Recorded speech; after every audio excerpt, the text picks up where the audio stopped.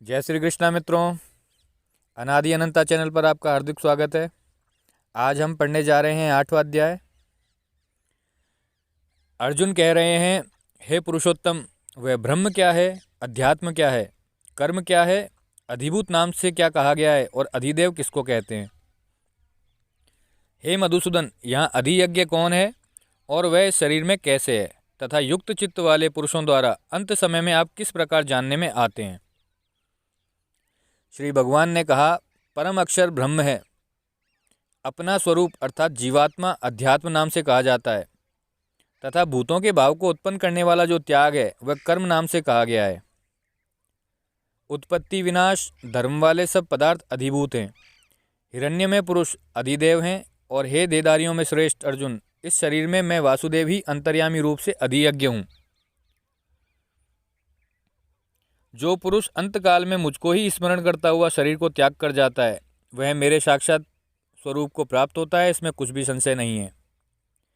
हे कुंती पुत्र अर्जुन, यह मनुष्य अंतकाल में जिस जिस भी भाव को स्मरण करता हुआ शरीर का त्याग करता है उसको ही प्राप्त होता है, क्योंकि वह सदा उसी भाव से भावित रहता है।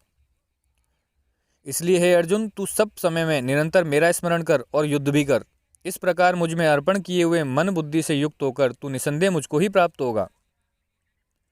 हे पार्थ, यह नियम है कि परमेश्वर के ध्यान के अभ्यास रूप योग से युक्त दूसरी ओर न जाने वाले चित्त से निरंतर चिंतन करता हुआ मनुष्य परम प्रकाश रूप दिव्य पुरुष को अर्थात परमेश्वर को ही प्राप्त होता है। जो पुरुष सर्वज्ञ, अनादि, सबके नियंता, सूक्ष्म से भी अति सूक्ष्म, सबके धारण पोषण करने वाले अचिंत्य स्वरूप, सूर्य के सदृश नित्य चेतन प्रकाश रूप और अविद्या से अति परे शुद्ध सच्चिदानंद घन परमेश्वर का स्मरण करता है, वह भक्ति युक्त पुरुष अंतकाल में भी योग बल से भ्रकुटी के मध्य में प्राण को अच्छी तरह स्थापित करके फिर निश्चल मन से स्मरण करता हुआ उस दिव्य रूप परम पुरुष परमात्मा को ही प्राप्त होता है।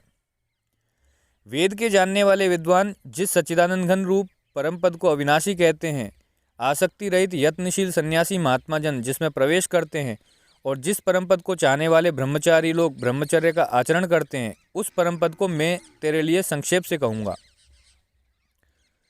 सब इंद्रियों के द्वारों को रोककर तथा मन को हृदय में स्थिर करके फिर उस जीते हुए मन के द्वारा प्राण को मस्तक में स्थापित करके परमात्मा संबंधी योग धारणा में स्थित होकर जो पुरुष ओम इस एक अक्षर रूप ब्रह्म को उच्चारण करता हुआ और उसके अर्थ स्वरूप मुझ निर्गुण ब्रह्म का चिंतन करता हुआ शरीर को त्याग कर जाता है, वह पुरुष परम गति को प्राप्त होता है। हे अर्जुन, जो पुरुष मुझ में अनन्य चित्त होकर सदा ही निरंतर मुझ पुरुषोत्तम को स्मरण करता है, उस नित्य निरंतर मुझ में युक्त हुए योगी के लिए मैं सुलभ हूँ, अर्थात उसे सहज ही प्राप्त हो जाता हूँ।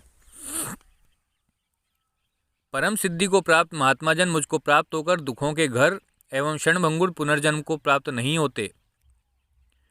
हे अर्जुन, ब्रह्मलोक पर्यंत सब लोग पुनरावर्ती हैं, परंतु हे कुंती पुत्र, मुझको प्राप्त होकर पुनर्जन्म नहीं होता, क्योंकि मैं कालातीत हूँ और ये सब ब्रह्मादि के लोक काल के द्वारा सीमित होने से अनित्य हैं।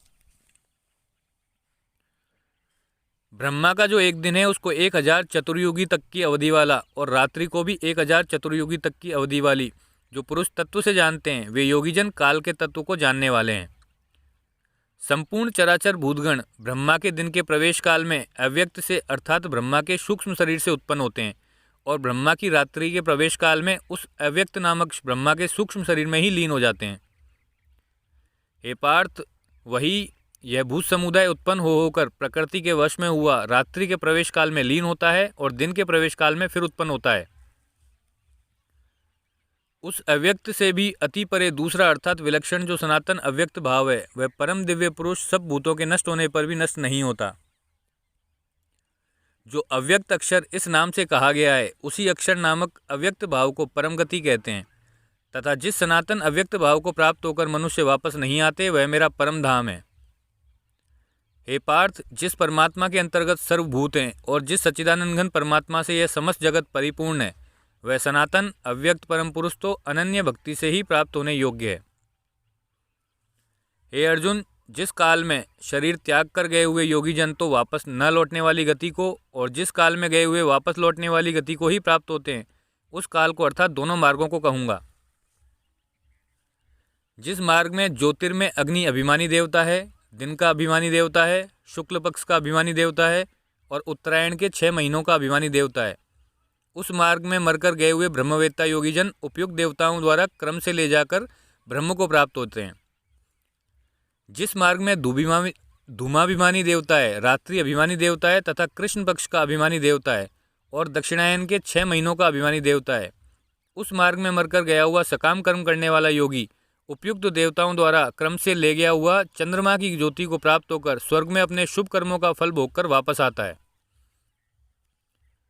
क्योंकि जगत के ये 2 प्रकार के शुक्ल और कृष्ण अर्थात देवयान और पितृयान मार्ग सनातन माने गए हैं, इनमें एक के द्वारा गया हुआ जिससे वापस नहीं लौटना पड़ता उस परम गति को प्राप्त होता है और दूसरे के द्वारा ले जाया हुआ फिर वापस आता है अर्थात जन्म मृत्यु को प्राप्त होता है। हे पार्थ, इस प्रकार इन दोनों मार्गों को तत्व से जानकर कोई भी योगी मोहित नहीं होता। इस कारण हे अर्जुन, तू सब काल में समबुद्धि रूप योग से युक्त हो अर्थात निरंतर मेरी प्राप्ति के लिए साधन करने वाला हो। योगी पुरुष इस रहस्य को तत्व से जानकर वेदों के पढ़ने में तथा यज्ञ तप और दानादि के करने में जो पुण्यफल कहा है उन सबको निसंदेह उल्लंघन कर जाता है और सनातन परमपद को प्राप्त होता है। 8वां अध्याय पूर्ण हुआ। अगले वीडियो में हम 9वां अध्याय पढ़ेंगे। धन्यवाद। जय श्री कृष्णा।